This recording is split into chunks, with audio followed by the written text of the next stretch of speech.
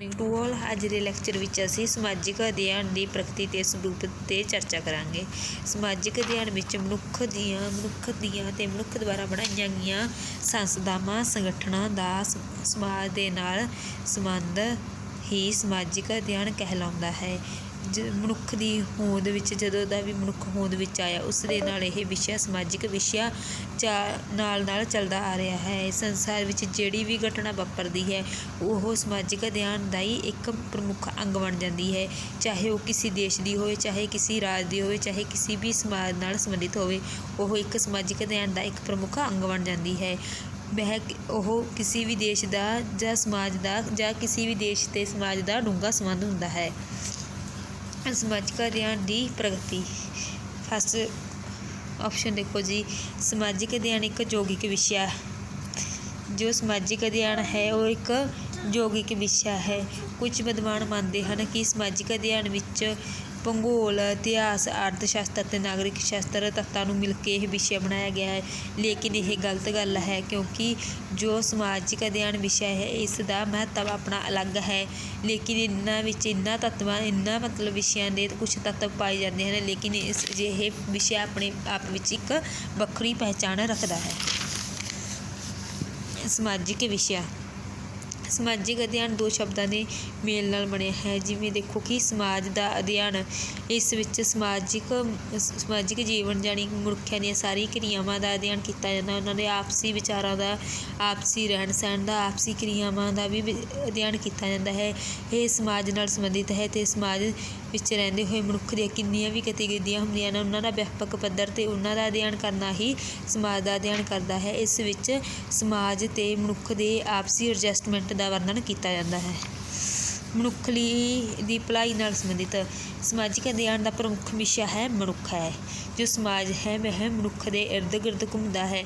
समाज प्राणी है, समाज का प्रमुख अंग होता है क्योंकि इस विच समाज की भलाई लई ही यतनशील है। समाजिक वातावरण का सकारात्मक रूप ही सानू इस काम विच मदद करता है कि असी अपने विग्यानिक ते किवें तरक्की करिए, विग्यानिक ते तकनीकी तौर पर उन्नति कर सकते हैं।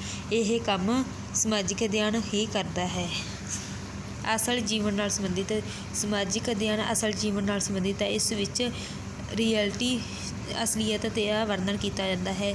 जिन्नियां भी सूचनावां या कोई भी घटनावां का वर्णन असलीयत नाल किया जाता है। समाज विच वापरन वालियां हर एक घटनावां का वर्णन समाजिक अध्ययन विच किया जाता है। उस विच उसकी प्रमुखता का वर्णन किया जाता है, यानी कि प्रत्यक्षता से वर्णन किया जाता है क्योंकि अखी देखा जो भी कुछ लिखा जाता है समाज उसका ही अध्ययन करता है। मनुख के आपसी संबंधां ते अंतक्रिया का अध्ययन। समाजिक अध्ययन में मनुख के आपसी संबंधां ते चर्चा की जाती है। उन्होंने संबंधां के भाव इहो जिहे संबंधां ते करदी चर्चा की जाती है जानी कि मनुख समुदाय संस्था के विचकार होंदे ने। जिवें कि देखो जी मनुख का संस्था के नाल की संबंध है या राज के नाल की संबंधित है या आपसी मनुष्यों की आपसी की क्रियावां, इन्हां सारे संबंधां का अध्ययन ही समाजिक अध्ययन विच किया जाता है। व्यक्ति नालों संबंधां ते वध जोर। समाजिक अध्ययन एक व्यक्ति दे ज़्यादा महत्व ना दे के समूह की प्रमुखता नूं महत्व दिंदी है क्योंकि वह एक व्यक्ति ते जोर नहीं दिंदी, वो पूरे समाज या एक पूरे समूह के संबंधां नूं अधिक जोर दिंदी है। गतिशील प्रगति। समाज एक गतिशील है क्योंकि समाज विच परिवर्तन लाजमी हुंदे हन। समाज विच स्टैप वाइज परिवर्तन हुंदे हन। प्राचीन काल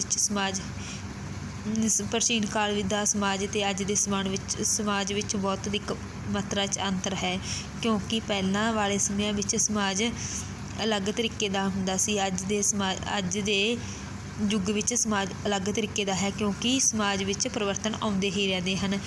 समाज के परिवर्तन के अनुसार ही इन्हां दा अध्ययन किया जाता है। उपयोगितावादी पहुँच।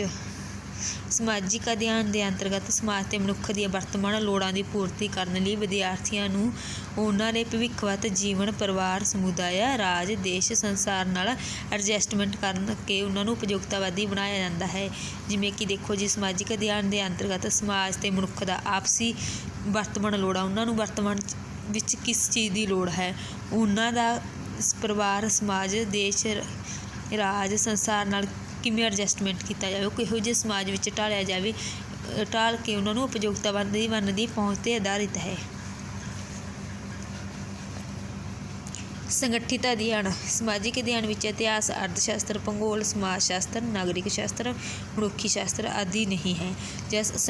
ਇਹ ਸਾਰਾ ਸਮਾਜਿਕ ਅਧਿਐਨ ਵਿੱਚ ਇਹਨਾਂ ਗੱਲਾਂ 'ਤੇ ਜ਼ੋਰ ਨਹੀਂ ਦਿੱਤਾ ਜਾਂਦਾ, ਜਾਣੀ ਕਿ ਇਹਨਾਂ ਸਾਰੇ ਵਿਸ਼ਿਆਂ ਨੂੰ ਮਨੁੱਖ ਨਾਲ ਸੰਬੰਧ ਸਥਾਪਿਤ ਕਰਕੇ ਵਰਤਮਾਨ ਵਿੱਚ ਉਹਨਾਂ ਦੀ ਅੰਤਕਿਰਿਆ ਨਾਲ ਸੰਬੰਧਿਤ ਜਿੰਨੇ ਵੀ ਸੰਬੰਧ ਹਨ ਉਹਨਾਂ ਨੂੰ ਸੰਗਠਿਤ ਰੂਪ ਦੇ ਕੇ ਉਹਨਾਂ ਦਾ ਹੀ ਅਧਿਐਨ ਸਮਾਜਿਕ ਅਧਿਐਨ ਵਿੱਚ ਕੀਤਾ ਜਾਂਦਾ ਹੈ।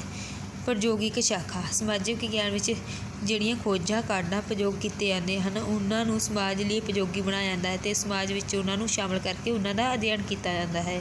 ਸਮਕਾਲੀ ਮਨੁੱਖੀ ਜੀਵਨ ਦਾ ਅਧਿਐਨ ਸਮਾਜਿਕ ਅਧਿਐਨ ਵਿੱਚ ਜਿਵੇਂ ਮਨੁੱਖੀ ਸਭਿਅਤਾ ਅਤੇ ਇਤਿਹਾਸ ਦਾ ਅਧਿਐਨ ਕੀਤਾ ਜਾਂਦਾ ਹੈ, ਘੱਟੋ ਘੱਟ ਉਸਦੇ ਸਮਾਜਿਕ ਅਧਿਐਨ ਵਿੱਚ ਜੋ ਮਨੁੱਖੀ